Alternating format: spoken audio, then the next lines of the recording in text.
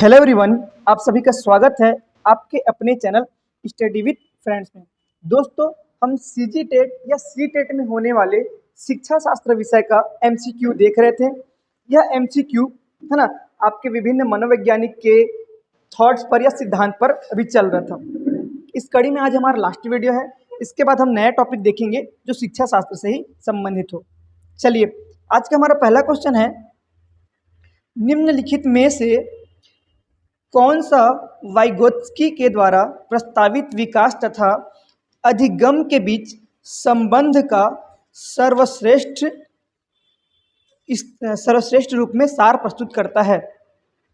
ठीक है, मतलब क्या बोला गया है कि वाइगोत्स्की के अनुसार है ना, कौन सा है जो अधिगम और विकास के बीच सर्वश्रेष्ठ सार प्रस्तुत करता है। ऑप्शन ए, विकास अधिगम से स्वाधीन है। ऑप्शन बी, अधिगम एवं विकास समांतर प्रक्रियाएं हैं। ऑप्शन सी, विकास प्रक्रिया अधिगम प्रक्रिया से पीछे रह जाती है। और ऑप्शन डी, विकास अधिगम का समानार्थक है। ठीक है, चलिए, तो वाइगोत्स्की ने क्या कहा विकास और अधिगम को, तो विकास फास्ट रहता है, अधिगम थोड़ा पीछे रहता है। चलिए देखते हैं, इसका आंसर ऑप्शन सी होगा, विकास प्रक्रिया अधिगम से पीछे रह जाती है। ठीक है, आगे देखते हैं 47। कोहल वर्ग के अनुसार, ये कोहल वर्ग नहीं कोहल वर्ग है ना, कोहल वर्ग के अनुसार शिक्षक बच्चों में नैतिक मूल्यों का विकास कर सकता है। आपको पता है, कल हमने डिस्कस किया था कि कोहल वर्ग मतलब क्या रहेगा, नैतिक शिक्षा के बारे में बात करेगा। देखते हैं इसका ऑप्शन, नैतिक मुद्दों पर आधारित चर्चाओं में उन्हें शामिल करके। बी है, कैसे व्यवहार किया जाना चाहिए, कैसे व्यवहार किया जाना चाहिए, इस पर कठोर निर्देश देकर, धार्मिक शिक्षा को महत्व देकर, व्यवहार की स्पष्ट नियम बनाकर। अगर आप अपने बच्चों को कुछ सिखाना चाहोगे तो कैसे सिखाओगे, तो नैतिक मुद्दा के आधारित चर्चा पर उन्हें शामिल करके। उपदेश देने से तो आजकल बड़े बोर हो जाते हैं, तो बच्चे को तो बोर होना स्वाभाविक सी बात है, तो ये हमारे लिए सेकंड ठीक नहीं रहेगा। और धार्मिक शिक्षा, आपको पता है धार्मिक शिक्षा और नैतिक शिक्षा में बहुत अंतर होता है। ठीक है, अगर व्यवहार को हम नियम के रूप में फॉलो करें तो हमारे लिए क्या हो जाएगा, वो बर्डन हो जाएगा। तो इसका आंसर क्या आएगा, ऑप्शन ए, नैतिक मुद्दों पर आधारित चर्चाओं में उन्हें शामिल करके। ठीक है, नेक्स्ट क्वेश्चन देखते हैं। कोलबर्ग के अनुसार किस अवस्था में नैतिकता बाह्य कारकों द्वारा निर्धारित होती है, मतलब कौन सी अवस्था है जिसमें जो नैतिकता है वो बाह्य कारकों द्वारा निर्धारित होती है। ऑप्शन ए, पूर्व पारंपरिक अवस्था। ऑप्शन बी, पारंपरिक अवस्था। ऑप्शन सी, पाश्चात्य पारंपरिक अवस्था। और ऑप्शन डी, उपरोक्त में से कोई नहीं। ठीक है, तो इसका आंसर आएगा आपका पूर्व पारंपरिक अवस्था, जिसको हम क्या बोलते हैं सबसे आप मान लीजिए, अगर इसको नॉर्मल देखा जाता है 2 साल से 7 साल के बीच क्या कहलाता है आपका, पारंपरिक अवस्था। पूर्व पारंपरिक मतलब जन्म से 2 साल तक लगभग। चलिए आगे देखते हैं। देखिएगा क्वेश्चन, किसके विचार, मतलब फिल इन द ब्लैंक्स के विचार से बच्चे सक्रिय ज्ञान निर्माता तथा नन्हे वैज्ञानिक है जो संसार के बारे में अपने सिद्धांत की रचना करता है। ये कथन किसने कहा था, किसने कहा था। ठीक है, ऑप्शन ए पावलोव, ये पावलोव है ना। ऑप्शन बी युंग है ना। ऑप्शन सी पियाजे। Option D Skinner. ठीक है, तो इसका आंसर क्या आएगा, ऑप्शन सी पियाजे। चलिए नेक्स्ट क्वेश्चन देखते हैं। निम्नलिखित में से कौन सा एक सही मिलान वाला जोड़ा है। ठीक है, सही मिलान वाला जोड़ा कौन सा, देखते हैं। औपचारिक संक्रियात्मक बच्चा क्या करेगा, अनुकरण प्रारंभ करेगा, कल्पना परक खेल करेगा, क्या ये सही है। दूसरा देखते हैं, शैशवा अवस्था तर्क का अनुप्रयोग और अनुमान लगाने में। ठीक है, फिर नेक्स्ट है, पूर्व संक्रियात्मक बच्चा निगमनात्मक विचार में सक्षम। निगमनात्मक मतलब मान के चले कि किसी निगम के लिए एक विचार करने में सक्षम होता है क्या, पूर्व संक्रियात्मक बच्चा। और ऑप्शन डी बोलते हैं, मूर्त संक्रियात्मक बच्चा साधारण और वर्गीकरण करने में योग्य होता है। मूर्त संक्रियात्मक मतलब मान के चलिए 7 से 11 वर्ष के जो बच्चे हैं वो क्या करेंगे, साधारण और वर्गीकरण करने में योग्य रहेंगे या उनके कार्य को करेंगे ये। ठीक है, ऑप्शन इसका क्या आएगा, डी। ठीक है, मूर्त संक्रियात्मक बच्चा संधारण और वर्गीकरण योग्य रहेगा। नेक्स्ट क्वेश्चन देखते हैं। एक बच्चा कहता है, धूप में कपड़े जल्दी सूख जाते हैं, है ना। एक बच्चा कहता है धूप में कपड़े जल्दी सूख जाते हैं, वह खालिस्तान की समझ को प्रदर्शित कर रहा है, वह खालिस्तान की समझ को प्रदर्शित कर रहा है रही है।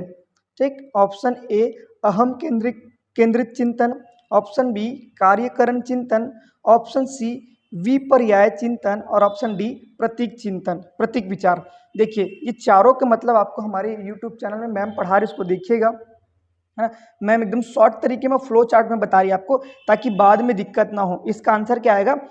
कार्यकरण, मतलब जब कार्य कैसे होता है इसके बारे में बता रहे कि एक बच्चा कहता है धूप में कपड़े जल्दी सूख जाते हैं, वह कार्यकरण की समझ को प्रदर्शित कर रही है। नेक्स्ट क्वेश्चन देखते हैं क्या लिखा गया है। पियाजे के अनुसार बच्चों का चिंतन वयस्कों से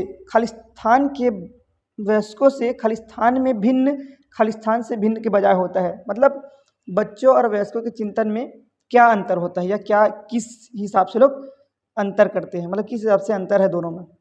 ठीक है, ऑप्शन ए देखते हैं आकार और मूर्त पूरक में, मूर्त परकता में, ऑप्शन बी प्रकार और मात्रा में, ऑप्शन सी आकार और किस्म में, ऑप्शन डी मात्रा और प्रकार में। तो इसका आंसर आएगा ऑप्शन बी प्रकार और मात्रा में। अगर इसको सेंटेंस को भरे तो क्या होगा? पियाजे के अनुसार बच्चों का चिंतन वयस्कों से प्रकार में भिन्न होता है बजाय मात्रा में। मतलब जितने वयस्क लोग विचार सोचते हैं उतना बच्चे भी विचार सोचते हैं, बस जो बड़े हैं उनका विचार थोड़ा बड़ा बड़ा रहता है, बच्चे उसका विचार थोड़ा छोटा रहता है, सपने दोनों देखते हैं। क्लियर? इसका आंसर क्या आएगा? बी। नेक्स्ट क्वेश्चन देखते हैं। वाइगोत्स्की के अनुसार बच्चे सीखते हैं, वाइगोत्स्की के अनुसार बच्चे सीखते हैं पहला परिपक्व होने में, बी अनुकरण से, सी वयस्क और समवयस्क के परस्पर क्रिया से, और ऑप्शन डी जब पुनर्बलन प्रदान किया जाए। तो इसका आंसर क्या आएगा? सी वयस्कों और समवयस्कों के परस्पर क्रिया से। मतलब वयस्क मतलब हमसे बड़े और समवयस्क मतलब उनके क्लासमेट्स।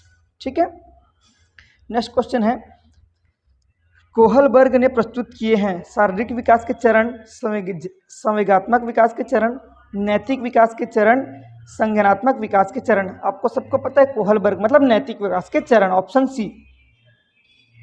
नेक्स्ट देखते हैं पियाजे के अनुसार विकास को प्रभावित करने में निम्नलिखित कारकों में से किसकी महत्वपूर्ण भूमिका होती है?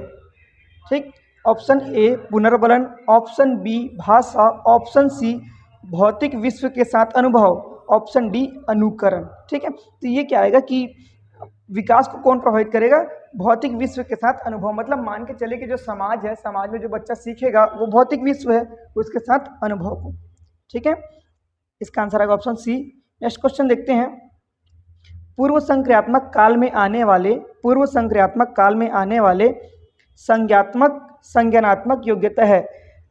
ऑप्शन ए अभिकल्पनात्मक निष्कर्ष चिंतन, ऑप्शन बी अमूर्त चिंतन की योग्यता, ऑप्शन सी लक्ष्य उद्दिष्ट व्यवहार की योग्यता, और आपके पास ऑप्शन डी है दूसरों के दृष्टिकोण के समझने की योग्यता।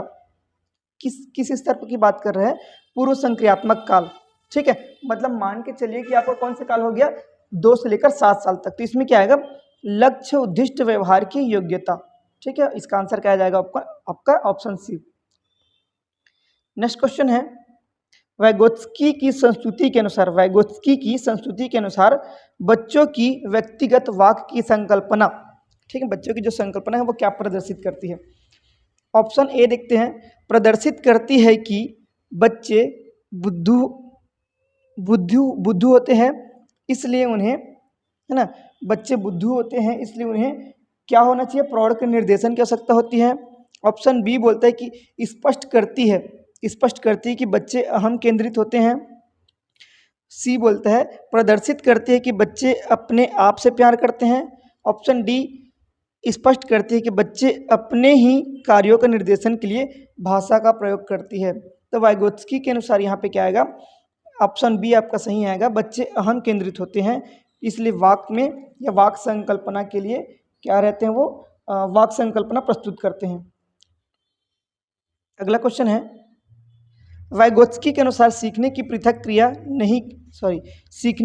पृथक नहीं किया जा सकता। ठीक है, सीखने को पृथक नहीं किया जा सकता। ऑप्शन ए अवबोधन है ना, ये जवबोधन नहीं है, अवबोधन और अववर्धनात्मक प्रक्रियाओं से, उसके सामाजिक संदर्भ से, पुनर्बलन से, व्यवहार में मापने योग्य परिवर्तन से।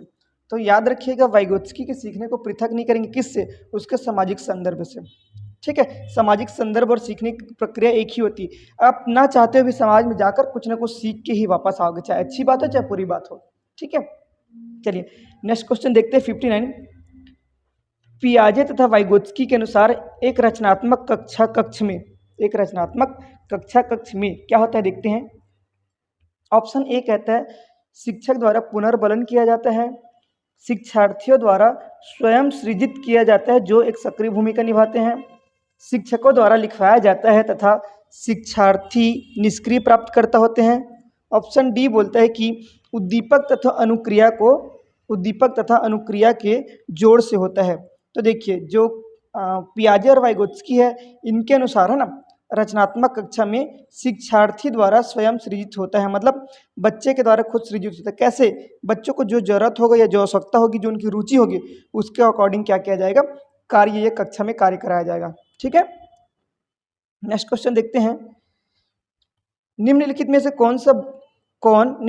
कौन बालक में नैतिक मूल्यों के विकास में महत्वपूर्ण भूमिका निभाता है? ऑप्शन ए प्रार्थना सभा, ऑप्शन बी सही समाजीकरण, ऑप्शन सी बुद्धि, ऑप्शन डी सभी विकल्प सही हैं। तो इसका आंसर क्या आएगा? ऑप्शन डी सभी विकल्प सही हैं। मतलब नैतिक मूल्य हम कैसे सीखेंगे? प्रार्थना सभा से, समाजीकरण से और बुद्धि से। ठीक है, क्योंकि बुद्धि जरूरी है। अगर आप समाज में भी जा रहे हो, बुद्धि में कुछ आपको मिल ही नहीं रहा है तो क्या मतलब। ठीक है, नेक्स्ट क्वेश्चन देखते हैं। पियाजे के सिद्धांत के अनुसार प्राक संक्रियात्मक, प्राक मतलब बोलने, प्राचीन ना, प्राक मतलब प्राचीन। हम लोग पढ़ते हैं ना छत्तीसगढ़ प्राग ऐतिहासिक काल, आद्य ऐतिहासिक काल, ये वही वाला प्राक है। प्राक संक्रियात्मक अवस्था की अवधि क्या है?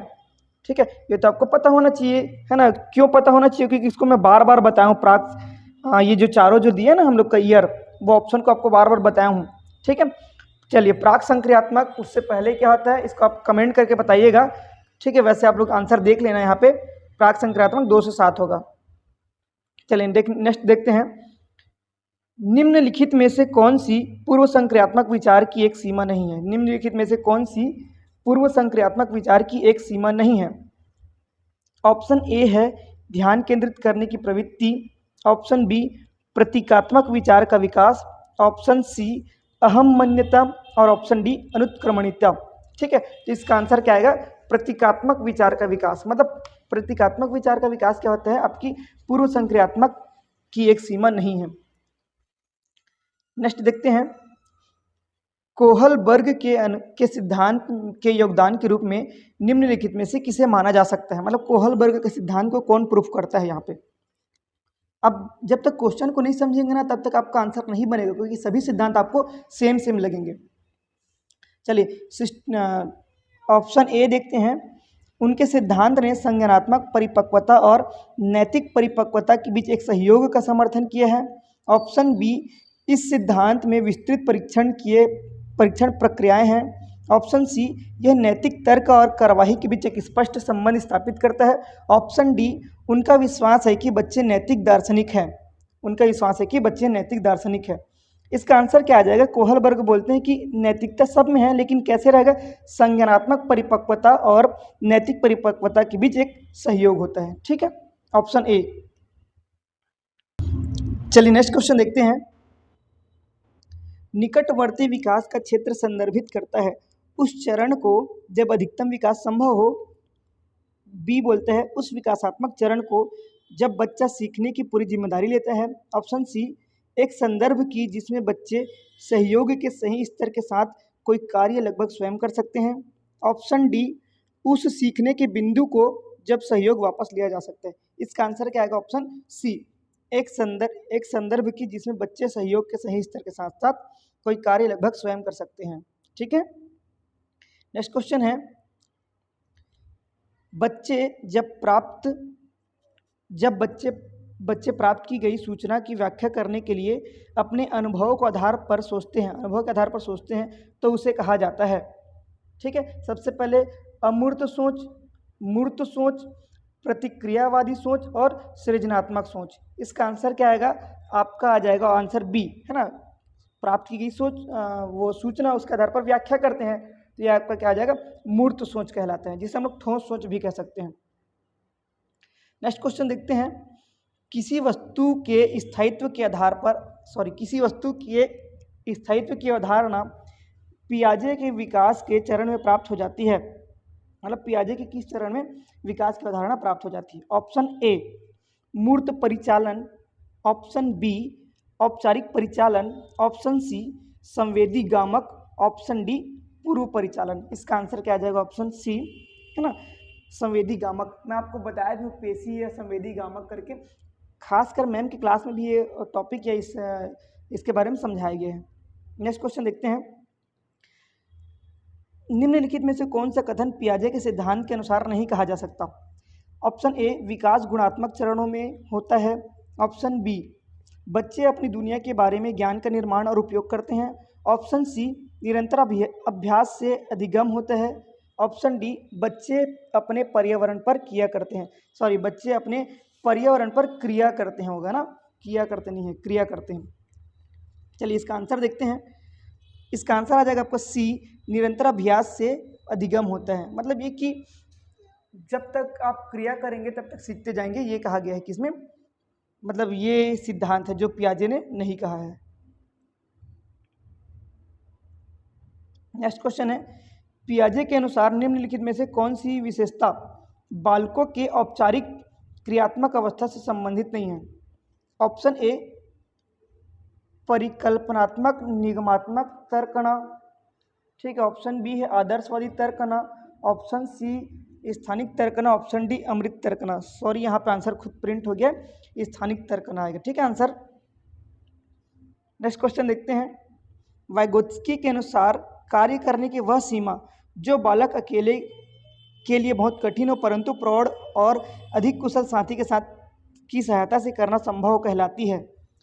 ऑप्शन ए है, ऑप्शन ए आपका स्कैफोल्डिंग, ऑप्शन बी अंतः व्यक्तिनिष्ठता, ऑप्शन सी निर्देशित सहभागिता, ऑप्शन डी आसन्न विकास क्षेत्र। आसन्न मतलब पास का विकास क्षेत्र। इसका आंसर क्या आ जाए 69 का डी।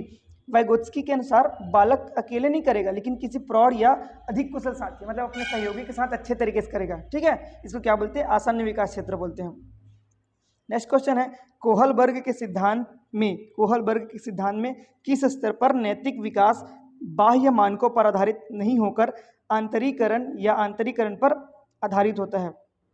ऑप्शन ए पूर्व प्रचलन स्तर, ऑप्शन बी पश्च प्रचलन स्तर, क्वेश्चन आगे पीछे होगा ना। ऑप्शन ए पूर्व प्रचलन स्तर, ऑप्शन सी पश्च प्रचलन स्तर, ऑप्शन बी प्रचलन स्तर, ऑप्शन डी आपसी अंतर व्यक्तित्व स्तर, ठीक है। इसका आंसर आ जाएगा सी पश्च प्रचलन स्तर,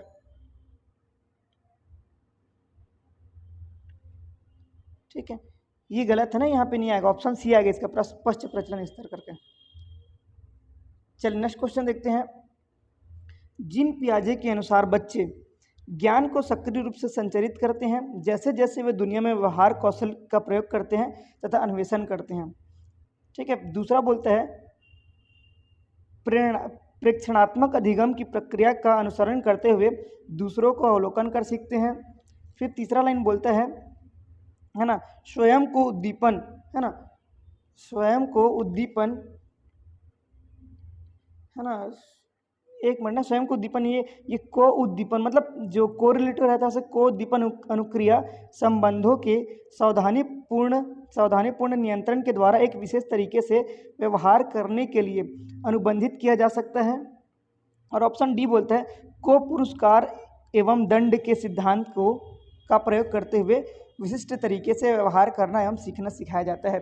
इसका आंसर क्या होगा, ए आएगा, ठीक है। मतलब ज्ञान के सक्रिय रूप से संचरित करते हुए जैसे जैसे वो दुनिया के व्यवहार कौशल का प्रयोग करते हैं तथा अन्वेषण करते हैं वैसे बच्चे विकसित होते जाते हैं। ये कौन बोलता है, जीन पियाजे जी बोलते हैं।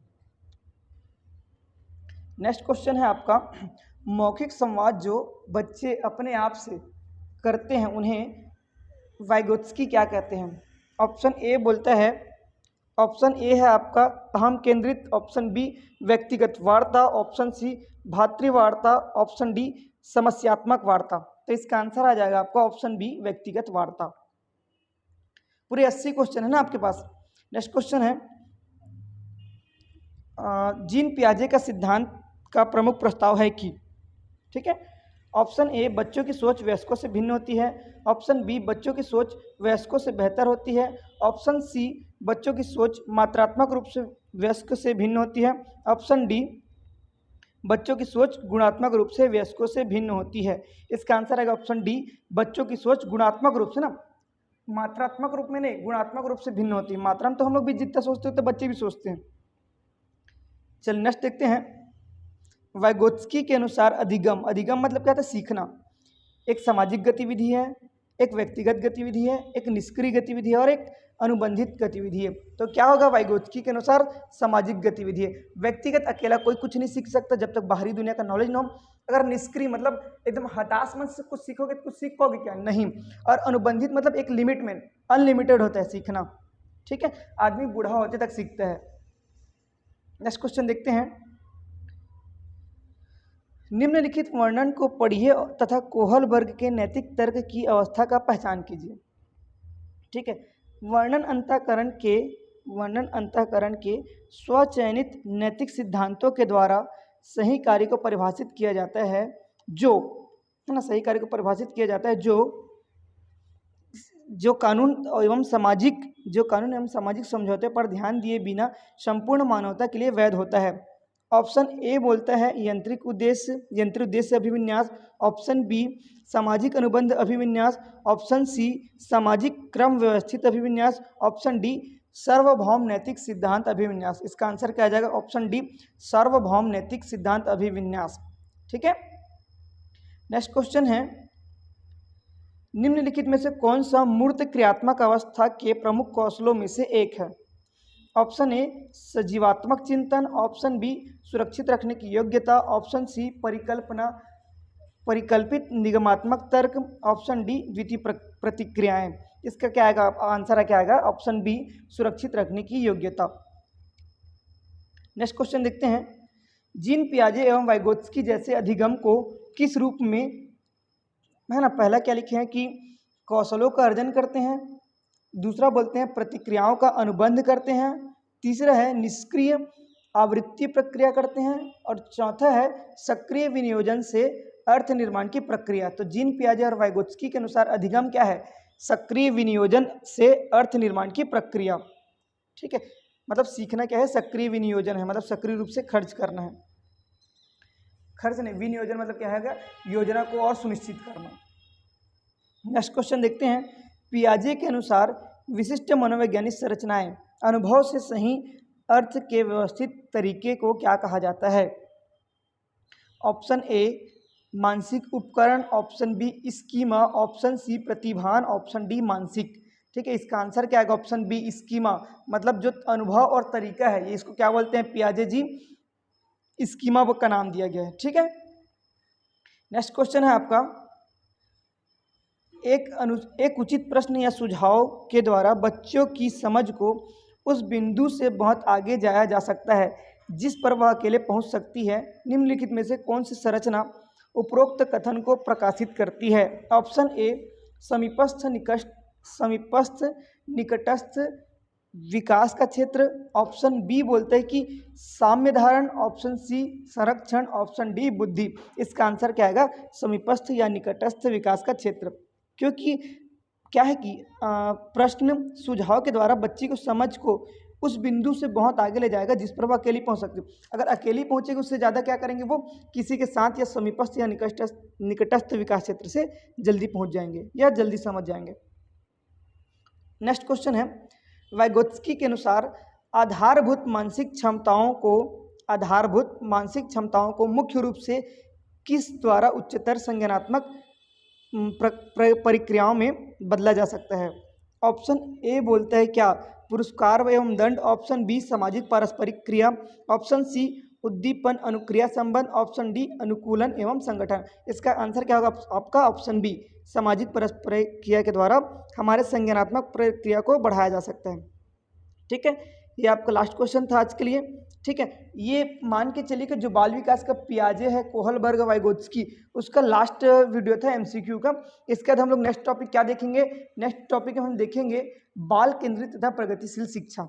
ठीक है, चलिए आप सभी को थैंक यू।